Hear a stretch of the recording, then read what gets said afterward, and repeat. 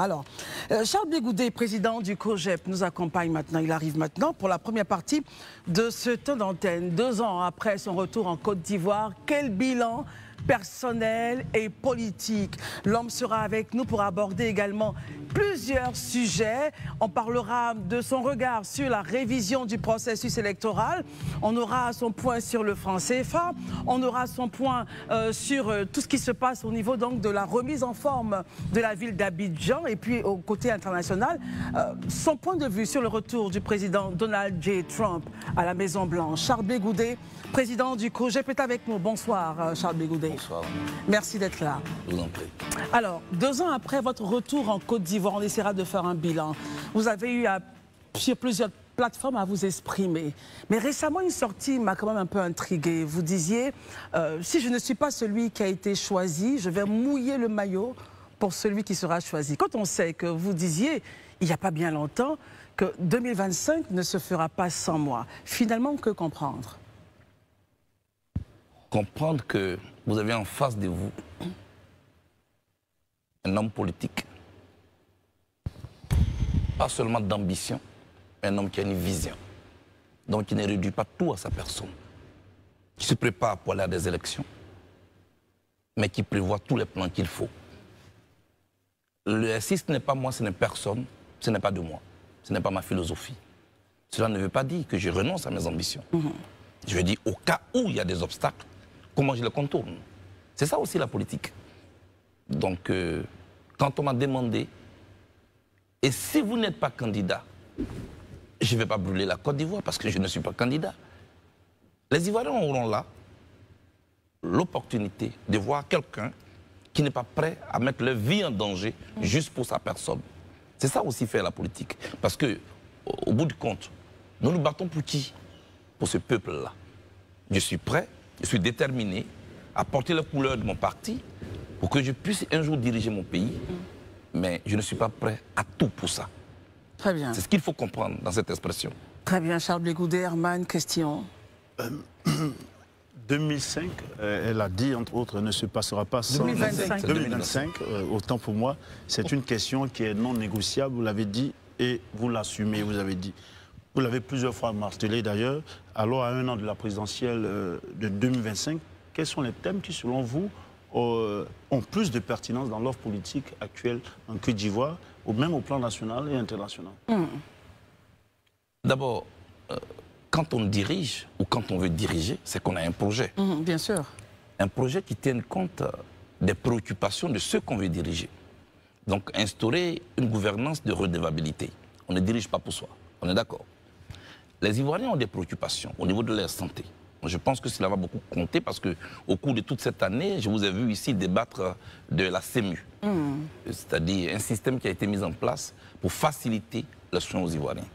Il y a l'école qui est en panne, les violences sur les campus, vous en avez parlé ici. Le système éducatif qui nous montre qu'aujourd'hui notre pays bat de l'aile. Et tout cela, il faut redonner espoir à notre jeunesse. Donc l'éducation va beaucoup compter. Et puis, le pouvoir d'achat des Ivoiriens va beaucoup compter. Et l'environnement?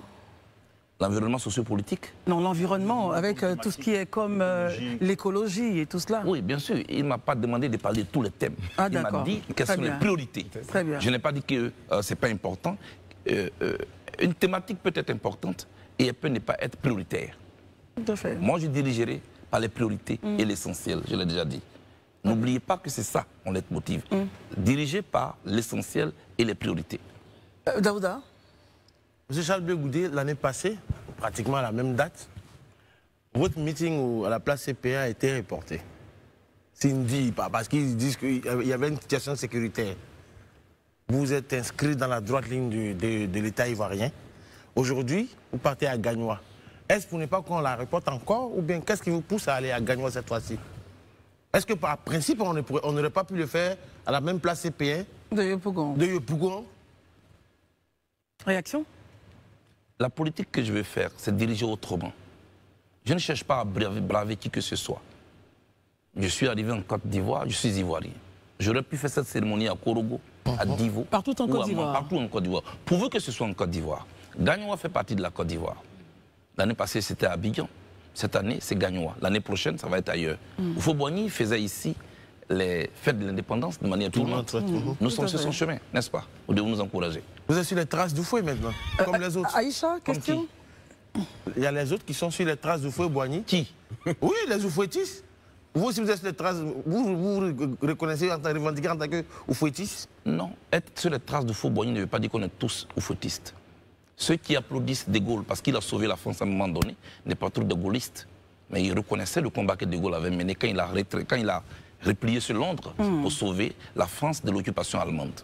On est d'accord? D'accord. Très bien. Aïcha, question. Oui, M. Charles Blé-Goudé, bonsoir. Vous avez déclaré que vous, sur une chaîne qui n'est pas celle-ci, que vous êtes là pour donner une trajectoire à une jeunesse en quête de repères. Vous avez déclaré plusieurs fois être candidat aux élections présidentielles de 2025, alors que vous n'êtes pas officiellement, en tout cas, éligible à cette candidature-là. Deux questions, avec tout le respect que je ne vous dois. Une seule question, Aïcha, je vous prie. Non, qui vont ensemble en réalité. Est-ce que ce n'est pas un peu présomptueux, hein? Deuxième question, comment est-ce que vous comptez vous y prendre concrètement, puisque vous déclarez être candidat à une candidature qui n'est pas possible actuellement, techniquement? Vous demandez si ce n'est pas trop prétentieux. Présomptueux. De faire quoi? De déclarer une candidature alors que vous n'avez pas encore l'officialisation, la possibilité d'être officiellement, en tout cas, sur cette liste de candidats. Nous sommes dans un pays démocratique, avec des règles. Nous sommes plus de 30 millions d'Ivoiriens. Vous décidez de créer un parti politique. Avant ça, toute votre jeunesse, vous battez pour les autres. Vous en assumez les conséquences. Parce qu'un jour, vous voulez être parmi ceux qui décident pour votre pays. C'est ce que vous avez comme intention et projet. Et puis à côté, il y en a qui s'organisent pour vous mettre des obstacles sur la route. Comment est-ce que vous comptez les contourner? Je voudrais juste vous rappeler, la politique, tout est dynamique. Jusqu'à la dernière minute, tout se joue. Tout à l'heure, je vous ai entendu parler du Sénégal. Vous avez parlé de Ousmane Sonko, actuel Premier ministre du Sénégal. Vous avez parlé de Diomaye Faye, actuel président Du Sénégal. Oui. Ces deux personnalités dont vous parlez, 10 jours avant les élections au Sénégal, c'était des prisonniers. Oui. Ils ont été libérés 10 jours avant les élections au Sénégal. Leur nom était rayé sur la liste électorale. Pourquoi cet exemple-là? 10 jours après, l'un était à la primature, l'autre était à la présidence de la République. Parce qu'ils croyaient dans leur projet. Je crois dans le mien. Vous avez un plan B alors? Rien n'est encore Aïcha, perdu. s'il vous plaît, votre question. Rien n'est encore perdu. Tout se jouera jusqu'à la fin. D'accord. Donc il n'y a pas de présomption. Deuxièmement, comment m'y prendre? C'est ce que je dis. Je m'organise, je travaille sur mon projet jusqu'à ce qu'à la dernière minute, on me démontre pourquoi je ne peux pas être sur la liste électorale. Je suis allé m'enrôler la dernière fois. Je m'enrôle. Ensuite, on verra. Élisée, question. Ok. Charles Blé-Goudé, 2 ans après votre venue, en tout cas pour les observateurs de la vie politique ivoirienne, le Charles Blé-Goudé qui est parti à La Haye n'est pas forcément le Charles Blé-Goudé qui est revenu de La Haye. On a vu quelqu'un de beaucoup plus mesuré, de beaucoup plus modéré dans ses propos, dans ses prises de parole, qui, au lieu de chauffer les foules à blanc, est plutôt dans la posture d'atténuer, d'apaiser. Est-ce qu'on doit comprendre que Charles Blé-Goudé a décidé de faire la politique autrement, comme lui-même l'a si bien dit? C'est quoi ce autrement-là? Et je poursuis la question pour dire quelles sont vos relations aujourd'hui avec aussi bien les partis de gauche dans lesquels vous reconnaissez, le courant dans lequel vous reconnaissez, et aussi le pouvoir qui, lui, est celui-là qui pourrait d'une manière ou d'une autre permettre votre retour sur la liste électorale. Allez-y, Président. Merci. Réponse. Les relations que vous avez avec les partis politiques d'opposition et le parti au pouvoir. Je vais commencer d'abord avec le parti au pouvoir. C'est plus facile pour vous? Oui. Daouda, vous n'avez pas la parole. Je suis là, devant une télévision très sérieuse avec des caméras. Beaucoup se dit en Côte d'Ivoire. Les gens m'inventent même une vie. Je n'ai rien contre le RHDP. Mais je veux que tous les Ivoiriens sachent ce soir, je ne suis pas RHDP. Je n'ai aucun deal avec le RHDP. Quelle relation j'ai avec le parti au pouvoir? Mais le parti au pouvoir dirige. Moi, je suis opposant. Je critique. Je n'insulte pas. Je ne chauffe pas. Mais on peut être calme, respectueux, et puis critiquer, et puis proposer. Aujourd'hui, l'on doit savoir officiellement que je suis Charles Blé-Goudé. Je suis président du COJEP, un parti de l'opposition que je dirige. Je suis membre d'un regroupement des partis politiques dans l'opposition, avec le PDCI-RDA, avec le MGC, avec bien d'autres partis politiques. Voilà ma position. Les partis de gauche dont vous parlez, quels sont nos rapports? Je pense que j'étais tout récemment au congrès du Front populaire ivoirien, le président Afinguessan à Yamoussoukro.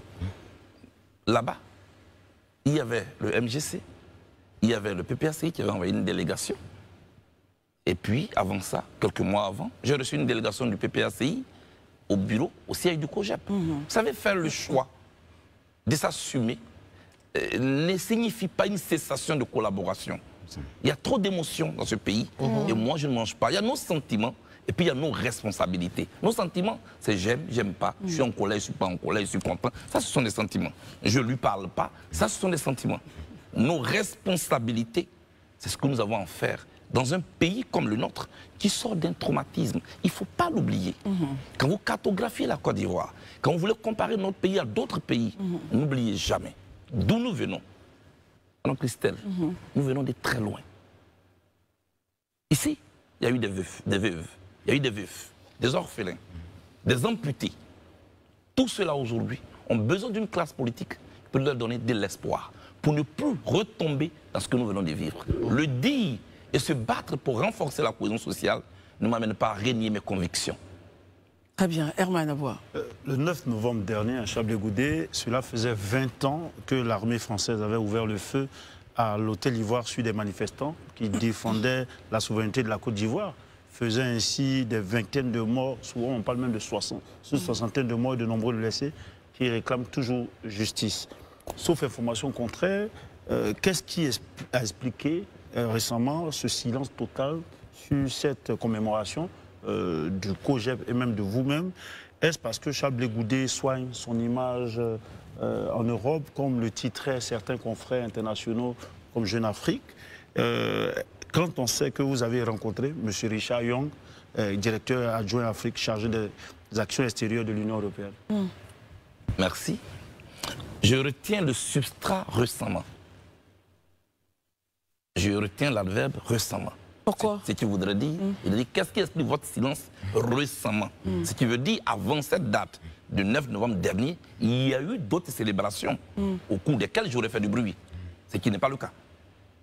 Donc on rentre dans une comparaison. Pardon, on rentre dans une comparaison de périodes.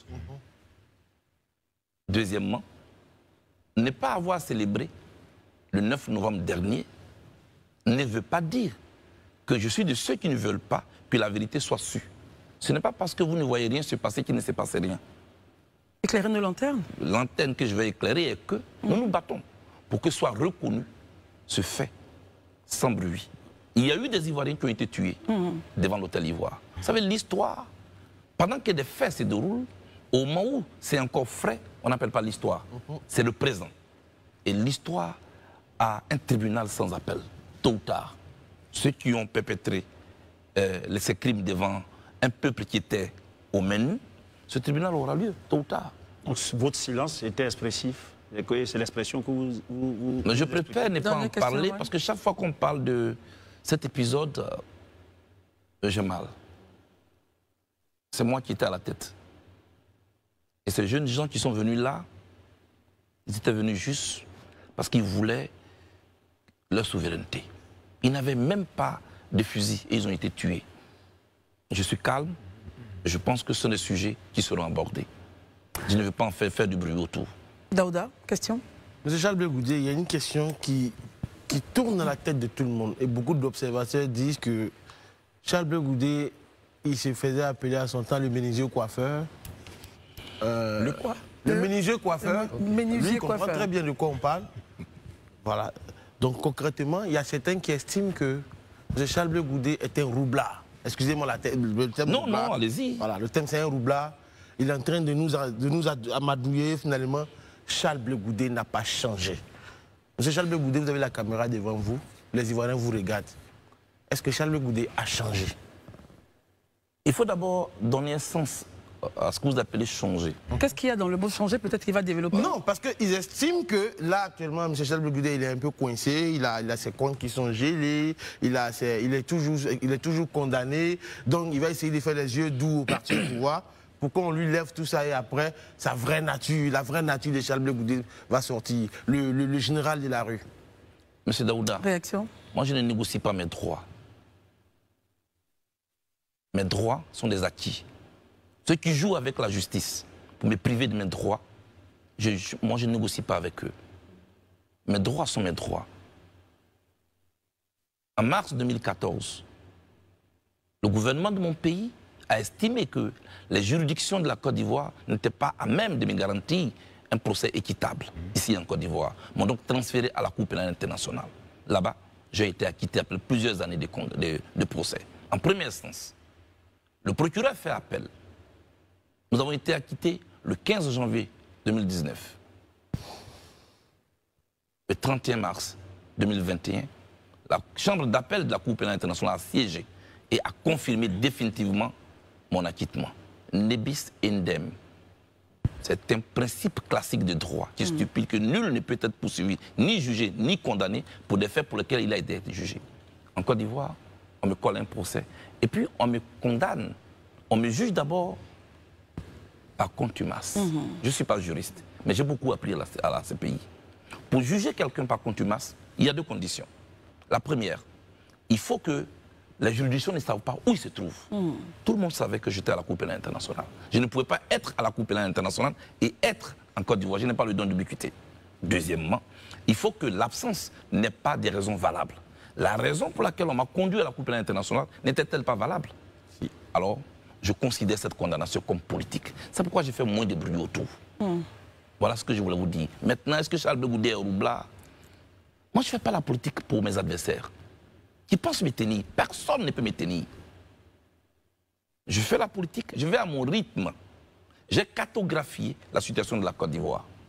Des Ivoiriens ont fui, sont allés qui au Libéria, qui au Ghana, qui au Burkina en son temps.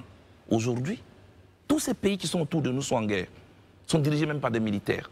Si aujourd'hui une crise éclate, les miens, je vais parler des Ivoiriens, ils iront où? C'est pour eux que je suis là. Et je pense qu'on peut faire la politique autrement. Très bien. La Côte d'Ivoire n'est plus en guerre. Il n'y a pas de rébellion en Côte d'Ivoire. Ce que j'ai et ce quoi je veux qu'on me juge, c'est qu'on vient me confronter avec le projet sociétal que je porte. Sur la santé. Projet? Non, on n'est pas là pour Daouda, ça. on n'est pas encore là. Je suis en train de vous dire, Daouda, je vous donne rendez-vous en 2025. Prenez-moi tous les experts de la Côte d'Ivoire. Je suis prêt pour tous les débats économiques, sociaux, tout. Je suis prêt. Très bien. Alors, messieurs, avec votre permission, on va essayer de regarder. Vous avez dit que tous ces pays étaient dirigés par des militaires, sauf le Ghana. Hein. Là où il y a eu donc certains, même le Libéria également. Donc c'est juste. Ils ne sont pas en guerre. Hein. Daouda, parlons maintenant, s'il vous plaît, messieurs, de la révision de la liste électorale, hein, qui a commencé donc le 19 octobre dernier, qui est fini donc hier dimanche. Près de 800 000 enrôlés. Charles Blé Goudé, votre commentaire là-dessus, sur le processus? Je note d'abord que la CEI annonce 800 000 enrôlés. Le porte-parole du RHDP annonce que le RHDP, lui seul, a fait enrôler 1 141 000 personnes. Sur la plateforme e-militant, précision. Ah oui, mais quand on les a enrôlés sur la plateforme e-militant, on les reverse à la CEI. C'est là-bas qu'on les enrôle. Et in fine, la CEI fait le compte final de tous ceux qui se sont fait enrôler. Vous savez déjà comment ça commence? C'est-à-dire, toute la Côte d'Ivoire regroupée dit, à travers la commission électorale, nous avons recensé 800 000 personnes. Parce qu'un parti politique n'enrôle pas ses militants sur sa plateforme e-militant et les garde là-bas. C'est la CEI qui fait le décompte. Qui dit quoi? Qui dit vrai? C'est pour tout ça que je dis que cette commission électorale, il faut la dégager. Et on est d'accord. On ne joue pas avec la vie des Ivoiriens. Deuxièmement, on nous dit qu'il n'y a pas eu assez d'Ivoiriens, mais les obstacles ont été créés. Le certificat de nationalité serait gratuit. Quand les Ivoiriens individuellement vont chez les greffiers pour se faire établir un certificat de nationalité, on leur dit non, individuellement on ne peut pas vous prendre, on prend un groupe. Un groupe, c'est qui? Ce sont les leaders politiques qui viennent avec des documents. Il faut arrêter ça. Il faut faciliter l'enregistrement sur la liste électorale. Vous avez fait de la mobilisation vous-même sur le terrain? Nous avons été partout. Notre jeunesse a été même dans les marchés. Parce que ça aussi, avant d'accuser les autres, il faut aussi aider à ce que l'opération puisse aller jusqu'à ses objectifs. Nous avons mobilisé les Ivoiriens, ils sont 800 000. Il faut se poser la question, pourquoi les Ivoiriens ne se sont pas mobilisés pour aller se faire enrôler? Pour moi, c'est les nouveaux électeurs. Ils ont peur de la politique, elle fait peur. Pourquoi alors me débattre, me carcasser pour aller me faire enrôler sur une liste électorale pour une élection qui va me donner la mort demain? Deuxièmement, pourquoi me mobiliser pour aller voter des gens qui ne vont pas prendre en compte moi, mes réalités, à moi? Ils ont l'impression qu'il y a des gourous qui sont là, à qui la politique est réservée. Il faut rapprocher la politique des Ivoiriens pour qu'ils s'y intéressent. Très bien, Aïcha, question sur la révision de la liste électorale. Oui, vous aviez demandé une réforme, je crois, hein, parmi tant de personnes politiques, de cette commission électorale indépendante. Moi, j'aimerais savoir si vous avez fait des propositions concrètes par rapport à cette réforme-là et quelles sont-elles exactement? Et j'imagine que vous n'êtes pas satisfait de cette semaine de plus qui a été rajoutée, ce n'est pas suffisant selon vous. Non, ce n'est pas du tout suffisant. Qu'est-ce que vous mettez dans cette réforme-là? Combien de semaines faut-il finalement? Combien de temps? Et qu'est-ce que vous mettez dans cette réforme-là? Au-delà du temps qu'il faut que tout le monde s'y mette. Près de 3 milliards de francs CFA pour sensibiliser les Ivoiriens. C'est dans le budget de la CEI. Qu'est-ce qu'ils en ont fait? Aller à Paris? Pour sensibiliser en tout cas. Pour sensibiliser, je suis d'accord. Aller où encore? Ceux qui ont 18 ans sont dans les écoles. Pourquoi on ne met pas les guichets d'enrôlement à côté des écoles? Nous, on est déjà enrôlés. Nous, les gens d'un certain âge. Ce qu'on attend, c'est, oui, je suis maintenant un homme d'un certain âge, on va le dire. Ce qu'on attend aujourd'hui, c'est les nouveaux électeurs, les nouveaux majeurs. Les primo-votants. Il faut aller les mobiliser dans les écoles, là où ils se trouvent. Deuxièmement. Mais généralement, pour l'information. Deuxièmement. Il termine. J'ai la parole. Deuxièmement. Merci. Allez-y justement. Allez Deuxièmement. Il m'a embrouillé, il a fait ça. Oh là là. Non, mais ce que je sais pour vous. Bon, en même temps, Herman. Non, il termine. Ne le perdez pas, s'il vous plaît. Laissez-le terminer. Deuxièmement, communication de la CEI. Au niveau de la CEI, je suis d'accord, je vous ai écouté tout à l'heure. Moi, je ne comprends pas du tout cette formule de regrouper des compétiteurs au sein d'un organe, d'un appareil censé organiser des élections, les départager. Je n'ai jamais compris ça. Il faut arrêter. Il faut confier la commission électorale, l'organisation des élections à des techniciens. On me dit non, il n'y a plus d'hommes neutres. Ce n'est pas vrai. Tout le monde n'est pas politique en Côte d'Ivoire. Il y a des hommes neutres en Côte d'Ivoire. Oui, ça existe. Des qui, gens par honnêtes. Exemple Non, je ne cite pas des noms, mais il y a des gens ici qui sont neutres. Il y a des gens de professionnels. Je suis neutre. Prenez l'ancien préfet d'Abidjan. M. Toby. Oui, c'est un homme honnête. C'est un homme intègre qui n'appartient à aucune chapelle politique. Vous jugez? Que moi, je juge honnête. Et je pense que quand je le suis, ce monsieur, il peut nous sortir de là. Au lieu de nous envoyer des militants qui viennent là et qui viennent... Parce que moi, si je vous dis d'aller me représenter à la CEI, vous êtes là pour que moi je gagne.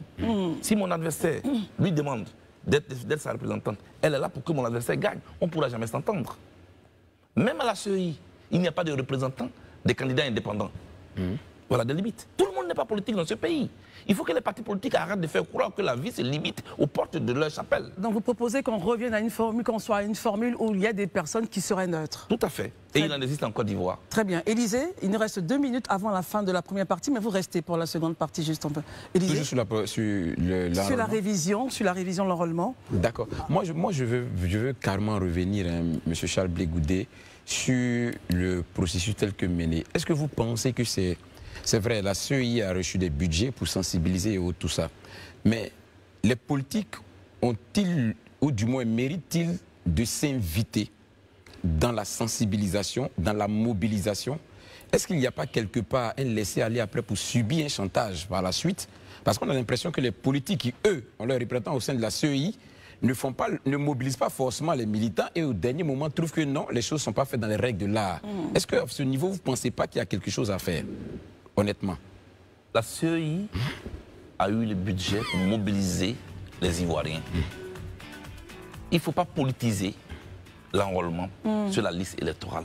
Le temps de la campagne pourrait venir après. Trouvons le mécanisme. Interrogeons-nous pourquoi les Ivoiriens ne se bousculent pas aux portes de l'enrôlement. Mais parce que la politique fait peur en Côte d'Ivoire. Mais parce que déclarer une élection présidentielle, c'est comme si on annonçait la guerre en Côte d'Ivoire. Qu'est-ce que nous faisons pour rassurer nos concitoyens? Pour les rassurer que ce qui arrive est différent de ce qui viendra demain. Ce qui a été hier, pardon, excusez-moi. Voilà la principale question. Ce n'est pas une question de mobilisation par-ci, par-là. Nous sortons d'un pays qui était, d'une période où les Ivoiriens ont été traumatisés. Comment on les rassure? Comment on les rassure? On en parle justement à la seconde partie de ce temps d'antenne. Charles Blé Goudé reste avec nous. C'est Isabelle Vauvor qui est en charge du journal. À tout à l'heure. Merci d'être avec nous pour la seconde partie de ce temps d'antenne. Notre plateau n'a pas changé. Charles Blé Goudet, président du COJEP, est toujours avec nous, ainsi qu'Herman, Élisée, Aïcha et Daouda. Cette seconde partie, nous avons 10 minutes avec lui et nous allons essentiellement regarder l'actualité internationale. Trump qui revient au pouvoir. Les Américains l'acclament. Comment a-t-il pu réussir justement le pari de revenir au pouvoir, nonobstant les sondages qu'il annonçait perdants pour l'élection?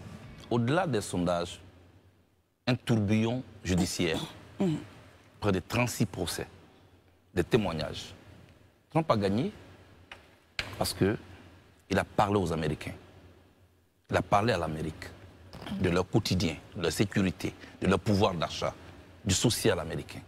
Et parmi les candidats qui étaient donc opposés, les Américains l'ont choisi parce que son message leur parlait. Parce qu'avec lui, ils sentaient que leur quotidien allait être positivement impacté. C'est ce qu'il faut dire. Ce qui veut dire que quand nous faisons des élections, les faiseurs d'opinion qui défilent sur les plateaux, qui font croire qu'ils savent tout, là encore, ils ont eu tort. Comme ils ont eu tort en 2016. Là, ils viennent encore d'avoir tort. Et Trump a gagné. Il a gagné contre tout le système international. Il a gagné contre Obama. Il a gagné contre Michelle Obama. Il a gagné contre Beyoncé. Il a gagné contre toutes ces grosses stars. Qui a fait donc une coalition autour de Kamala Harris. Mais bien sûr. Mais son seul message, et derrière cette victoire, il y a une leçon. Laquelle? Accrochez-vous toujours à vos convictions et à votre projet de société. Quand vous voulez diriger des gens, il faut cartographier leurs besoins. Et quand votre message leur parle, quand votre projet tient compte de leur quotidien, ils vous choisissent. C'est ce qui s'est passé aux États-Unis. Et c'est tout. Le reste, c'est des commentaires. Herman? Moi, j'ai une question, notamment sur ces relations. Aujourd'hui, on constate qu'avec l'arrivée de Trump, malgré le fait que Joe Biden l'ait rencontré avant la passation de charge en janvier, on a constaté que Joe Biden, malgré la promesse de faire en sorte que cette transition se fasse en douceur, est en train d'engager, je veux dire, une bataille aux côtés de l'Ukraine ou bien dans la guerre entre la Russie et l'Ukraine, de l'OTAN contre la Russie, en train d'engager les États-Unis. Mais est-ce que cela, si on veut se mettre dans la tête de Trump, comment vous analysez l'homme aujourd'hui? Le président Trump a autour de lui une équipe qui sait tellement que notre monde est devenu trop violent. Est-ce que c'est vraiment l'Ukraine qui se bat contre la Russie? Et la précipitation avec laquelle le président Biden vient de donner l'accord à l'Ukraine pour des missiles de longue portée en dit tout. Et à partir de là, nous devons comprendre qu'il veut précipiter les choses, c'est des tactiques politiciennes. Avant que celui qui était son adversaire ne puisse prendre les rênes du pouvoir. Le 20 janvier prochain. Le schéma qu'ils avaient déjà mis en place. En tout état de cause, je pense que Trump est assez intelligent. S'il a pu parler aux Américains, c'est que le moment viendra où il saura comment protéger le monde contre cette guerre-là qui risque d'être une troisième guerre mondiale. Élisée? Ok. On a assisté récemment à des signatures d'accords entre les États-Unis et la Côte d'Ivoire en ce qui concerne les coopérations militaires. On sait déjà qu'une coopération subsiste déjà aussi entre la Côte d'Ivoire elle-même historique et la France sur les questions militaires. Pour certains, tout ceci est perçu comme un souci au niveau de la souveraineté. Vous, Charles Blé Goudet, qu'est-ce que vous en pensez concrètement? Un accord qui soit économique, qui soit financier, qui soit politique ou même militaire, en soi ne pose pas un problème. Tout dépend du contenu et des objectifs. Les accords militaires ont toujours existé entre États. Je vais vous rappeler le traité US-UK Mutual Defense Agreement en 1958. Je vais vous rappeler le traité germano-soviétique en 1939. Tout récemment, en 2020, un accord militaire entre le Rwanda et l'Amérique. Tout dépend du contenu. Maintenant, quand c'est perçu et quand ça a pour objectif d'assiéger, c'est là qu'il y a le problème. Sinon, la Côte d'Ivoire peut signer un accord avec les États-Unis pour des transferts de compétences, pour de la formation. Ça ne peut pas poser un problème. Aucun pays aujourd'hui dans ce monde ne peut vivre en autarcie. En tout cas, la Côte d'Ivoire que moi je vais diriger plus tard n'est pas une Côte d'Ivoire de rejet. Il faut maintenant regarder de près ce qu'on signe comme accord. Qu'est-ce que ça apporte? Vous êtes d'accord avec moi que le terrorisme est à nos portes? Bien sûr. Qui l'aurait cru? Au moment où les regards étaient dans le Sahel sur le terrorisme, la Côte d'Ivoire a été attaquée dans ces côtes. Les terroristes ont traversé le Burkina, tout le nord de la Côte d'Ivoire, jusqu'à Bassam. Donc peut-être que c'est tenant compte de tout cela, avec ce que nous connaissons comme bouleversement dans le nord aujourd'hui, je veux dire subsaharienne, il y a tous ces problèmes-là. Donc la Côte d'Ivoire peut être ce pays-là qui peut contenir ce terrorisme. Cela ne veut pas dire que nous sommes là pour nous coucher, nous sommes là pour ramper. Les accords sont là en tenant compte de nos intérêts. Voilà ce que je voulais dire.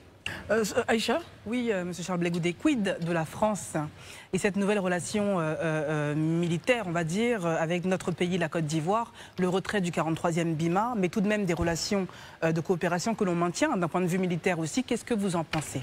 Qu'est-ce que ça augure pour vous? Moi, au-delà de l'accord militaire, il y a d'autres accords, d'autres partenariats qui lient la Côte d'Ivoire à la France. Ces accords, ces partenariats ont été signés dans quel contexte? À quel moment? Pour quel besoin? Pour quel objectif? Les besoins ont évolué, les préoccupations ont évolué, les mentalités ont changé, le monde est dynamique. On a besoin de bander les muscles. Il faut s'asseoir, révisiter tous ces partenariats en tenant compte des intérêts des uns et des autres. On n'a pas besoin de créer des tensions inutiles. Les accords qui avaient été signés, j'ai parlé notamment du franc CFA par exemple, nous sommes sur le plan économique. Cette monnaie est battue en France, non? Oui, elle est battue en France. Quand vous atterrissez à l'aéroport Charles de Gaulle, votre billet de franc CFA devient un papier inutile sans valeur. Pourtant, le Chinois peut venir en France échanger le yen. Le rouble peut être échangé en France. Le dollar également, et bien d'autres monnaies.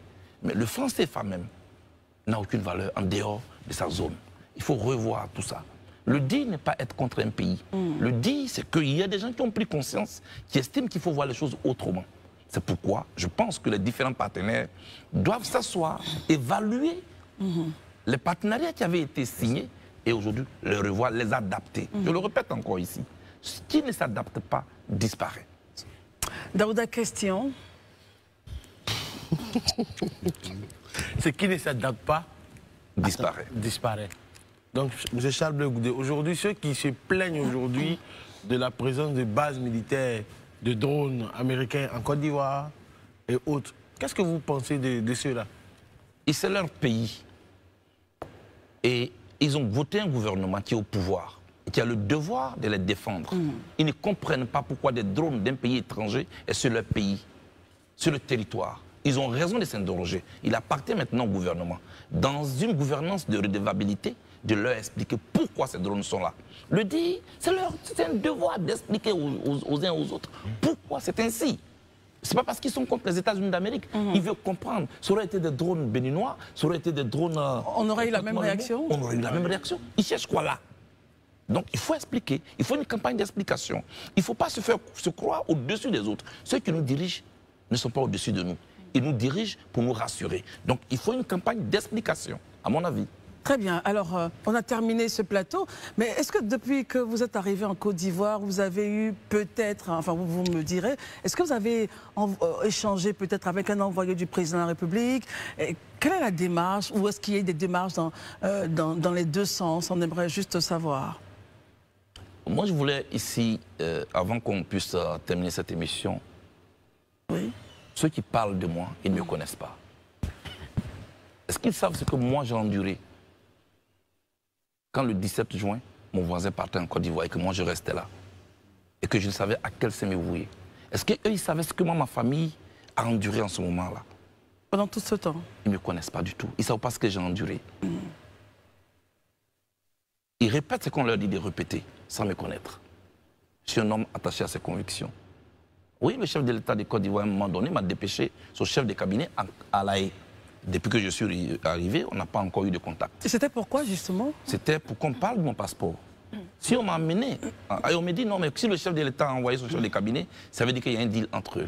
Ceux qui ont quitté le Libéria pour venir ici, ceux qui étaient des probabos qui ont quitté le Ghana pour venir ici, ils ont signé un deal avec qui? Pourquoi? Pour que moi j'arrive, ce soit forcément un deal. Non, vous n'arriverez pas à me diaboliser. Je suis Charles Blé Goudet, j'aime ce pays et j'ai une conviction. Donc, seulement, je suis un garçon éduqué.